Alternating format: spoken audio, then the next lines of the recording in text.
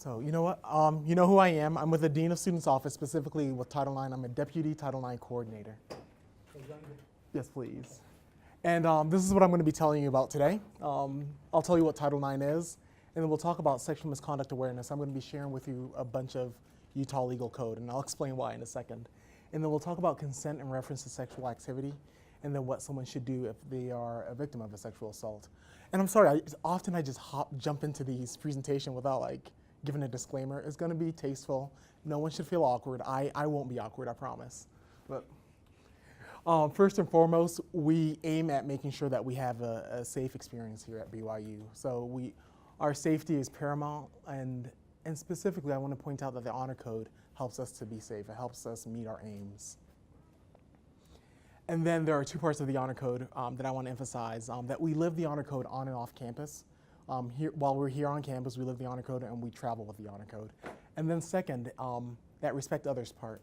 If BYU students and everybody else on the planet live this as a principle, a lot of the behaviors that I'm going to be talking about wouldn't even be an issue. So let's remember that the Honor Code does keep us safe, and then respecting others will hopefully keep us from any of these issues that I'm going to be talking about. Title IX. So Title IX is a federal law. It was passed about 40 plus years ago. If you're familiar with Title IX, it might be because of athletics and things like that. You may have even seen the Title IX statement in your syllabus for some of your classes. But basically, Title IX prohibits discrimination based on sex on college campuses. So I'm talking about a law that prohibits discrimination, but I'm here giving a presentation about sexual misconduct and sexual violence. And the logic, the connection between the two is that sexual violence is a form of sexual harassment, and sexual harassment is a form of sex discrimination.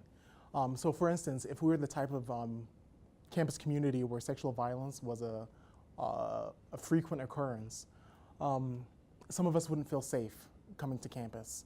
Specifically, the targeted population of people who are targeted with these behaviors wouldn't feel safe. And if they didn't feel safe, they wouldn't come to classes or participate in any of the programs. And if the university did nothing about that, by default, the university would be discriminating against those individuals. And so that's how we make that connection. That's how the federal government has made that connection between sexual violence and discrimination.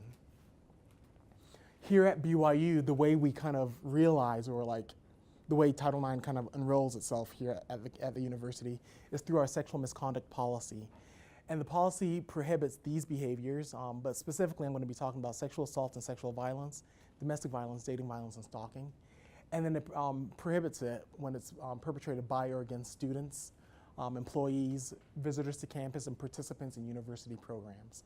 Visitors to campus includes teenagers who come here for sports camps or EFY, people who come to sporting events and things like that, and maybe participants in university programs. Sometimes there are individuals who aren't necessarily BYU students who are participating in study abroad programs. So basically the policy covers anyone and anybody who would have anything to do with BYU. If someone violates the policy, they will be, they'll be disciplined. I have children, and when I think of the word discipline, I don't think of it in this context, so when I say it, I'm just it seems so weak, because I put them on the stairs, or put them in the corner or something like that. But the university will discipline anyone who violates the policy, and discipline includes suspension or dismissal for students, termination for employees, and then for individuals that we don't have jurisdiction over, so those kids who are coming to EFY or sports camps or visitors to campus, they can be banned from campus for violating the sexual misconduct policy. The next few slides are packed with Utah legal code. I don't expect you to read all of the slides, but I'll be sharing it with you, and so I'll point out the most relevant parts. First, I'll tell you about dating violence. And dating violence occurs when individuals are in a social relationship of a romantic or intimate nature, and there's violence or harm, or even just threat of violence or harm perpetrated within that relationship. Like dating violence, all of the other behaviors that I'll talk about are against the law and against university policy. And so relationships where dating violence occurs are often characterized by these qualities. For instance, if someone is in a controlling type of relationship, not necessarily saying they are experiencing dating violence, but they this may be a red flag for dating violence. Same with shame or negativity or possessiveness and things like that. So red flags for dating violence. Our next behavior is domestic violence. And maybe when we imagine domestic violence, the image that comes to our mind is a battered wife with maybe a blackened eye or something like that. That may be signs of domestic violence, but the scope of domestic violence under the law is broader. Domestic violence occurs when there's violence or physical harm or threat of violence or physical harm perpetrated within a particular type of relationships. We go to the next slide. So specifically, I want to focus on situations where violence is being perpetrated between current or former spouses, or individuals who are related, or even individuals who reside in the same residence. So they're not related, they're not married, but a situation like our on-campus housing. Individuals who are roommates, they're not related, they're not married, but they can perpetrate domestic violence if they're violent towards each other under Utah law. And then stalking. I think stalking is maybe our most joked about behavior. We talk about people Facebook stalking us, or if we see somebody too many times in the course of a day, we say they're stalking us. Under Utah law, stalking occurs when there's a course of conduct, which is always 2 or more acts, targeted at a reasonable person, and it causes that reasonable person to fear for their own safety or the safety of a third person, or to suffer emotional distress. And stalking doesn't only just mean following someone around. Stalking can be perpetrated via any of these behaviors. And then today, more often than not, stalking is perpetrated via technology. Once again, not just following someone around, but maybe telephone calls, voicemails, text messages, things like that. I'll give a quick example that'll tie the last 3 slides together. So remembering that stalking, a course of conduct that causes the targeted person fear for their safety or emotional distress. Let's say I leave your class right now, and I go back to my office, I look you up, and I specifically look up the individuals in your class who looked really bored during my presentation. And I send you a message and an email, and my email says something to the effect of, "I saw you falling asleep. You better watch out next time." Maybe I've done something wrong. I'm sure I've done something wrong, but I haven't necessarily stalked you yet because there hasn't been a course of conduct. But then later on in the evening, I'm still kind of annoyed and angry, so I look up your Facebook profile and I post on your wall, "I hope you got my email." And that's all I say. Right then, if you're nervous or scared or fearing for your safety, at that point I've stalked you. There was a course of conduct, there was the email and the Facebook message, and then you're fearing for your own safety. So I didn't follow you home. I may not know where you live. I don't know where you're physically located, but under Utah law, I've stalked you. Our next behavior, sexual assault. Sexual assault is any unwanted contact or attention resulting from force, threats, bribes, manipulation, pressure, or violence. Sexual assault is not limited to rape. I think often when someone considers what a sexual assault is, they think if someone hasn't been raped, they haven't been sexually assaulted. Sexual assault occurs when someone is forced to engage in sexual activity without consent. And I want to point out our standard. And when I talk about consent, our standard is that we don't consensual premarital or extramarital sexual activity is prohibited under the Honor Code. So that's our standard there, and then I'll tell you about consent. Sexual activity requires consent, and consent is a voluntary agreement to engage in sexual activity and is determined by all the relevant facts and circumstances. And of course, sexual activity engaged in without consent is against the law and against university policy. Here in Utah, the state does not define straightforwardly what consent is for us. It gives us 12 scenarios where consent is absent, and it tells us how consent works that way. And so, I forget, we have to click through these. So the first one, there's no consent if someone expresses lack of consent by saying no or pushing the individual away. There's no consent if the perpetrator overcomes the victim through physical force or violence. There's no consent if the perpetrator conceals themselves and surprises the victim and engages in sexual activity that way. And there's no consent in a situation where the victim submits because the perpetrator threatens to retaliate against the victim. So a situation like maybe two individuals have been engaged in consensual sexual activity for months. And individual A says, I don't want to do this anymore. Individual B says, if you don't do this anymore, I'll hurt you, or I'll tell your parents, or I'll let the Honor Code office know what's been going on. In a situation like that, that threat of retaliation, and especially because that person said they don't want to do this anymore, makes it so that there's no consent in that situation. There's no consent when the victim has not consented and they're unconscious or physically unable to resist. There's no consent if the individual, the victim has a mental illness that makes them incapable of understanding what the sexual act is. There's no consent if the victim wrongly believes that the perpetrator is their spouse.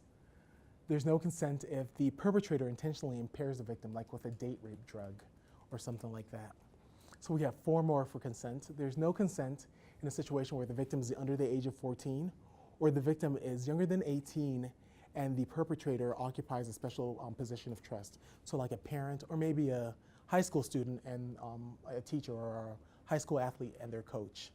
There's no consent in a situation where the victim is 14 years of age or older, but younger than 18, and the perpetrator is 3 years older than them. So a 14-year-old and a 17-year-old, there's no consent there.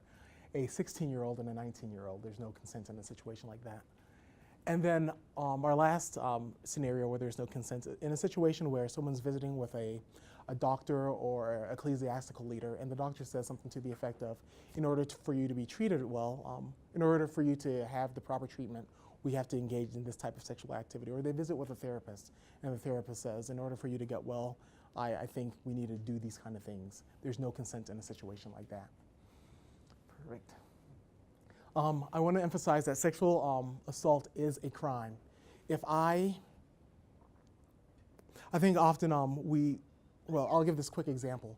If I left your classroom right now and I were walking across campus and someone knocks me over and then takes my wallet and takes my backpack and runs off and maybe even punches me, and then I come back here and I say to you guys, I've just been robbed and I've been hurt, you probably wouldn't pin the blame on me. You probably wouldn't say things like, you should take a self-defense class, or why do you carry your wallet on campus, or watch out for yourself better.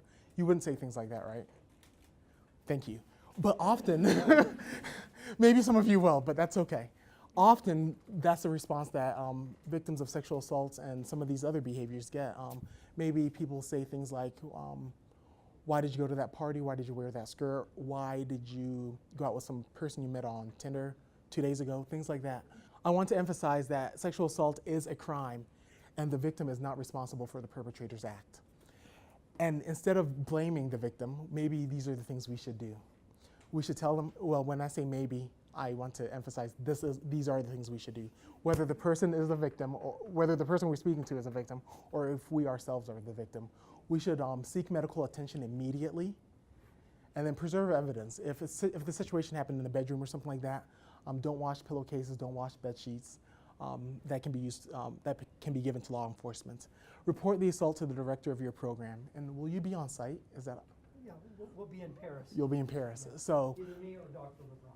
Perfect. So get that information. If someone approaches you, one of your travel mates tells you that this is what has happened to them, get that information to your director, or if you're the victim, please get that information to your director, noting that that information will make its way back to campus to the Title IX office, and I'll tell you why in just a second.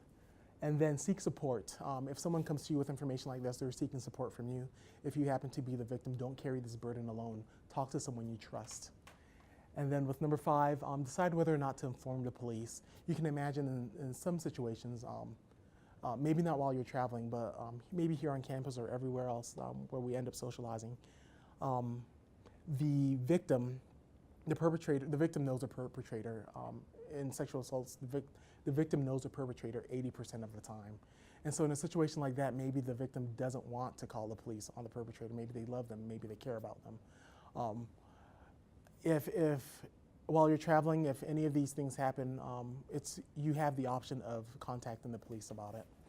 And then know that when you come back to campus, our office will contact you, not because you're in trouble, not because we want to rehash things with the victim, but remember, our sole purpose is to make sure that your educational opportunities and experience here at BYU is completely intact. We want to make sure that you're okay, that you're able to attend classes, that the victim doesn't have to brave the fact that the perpetrator is in their class or lives down the hall from them or anything like that.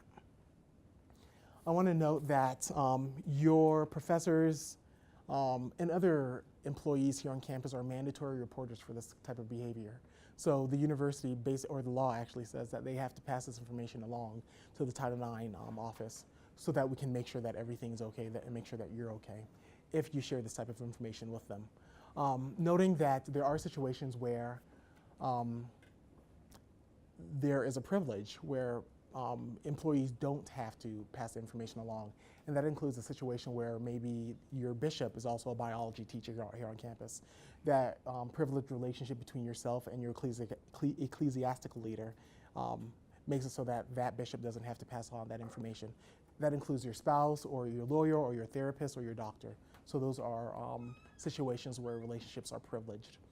And then when we get the information, we don't share this information. We keep it pretty confidential.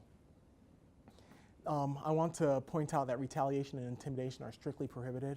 So we take retaliation and intimidation as seriously as the original act. So someone is abused by somebody else and they say to that individual, don't tell anybody or else I'll hurt you. We take that threat as seriously as the original behavior, or in a situation where somebody has engaged with the police or with the Title IX office and they're trying to report and they are in the middle of reporting and somebody comes back to retaliate against the reporting individual. We take that seriously also. With all of that said, are there any questions or any comments? Wonderful. Thank you for letting me come today. I want to say one last thing. Your professors in the administration here had me share this, not because they think these things are going to happen during your study abroad, but because they care and they want you to know what these things are and what they look like so that you can help others, or if it ever happens to any of us, we would know what to do. So thanks, you guys.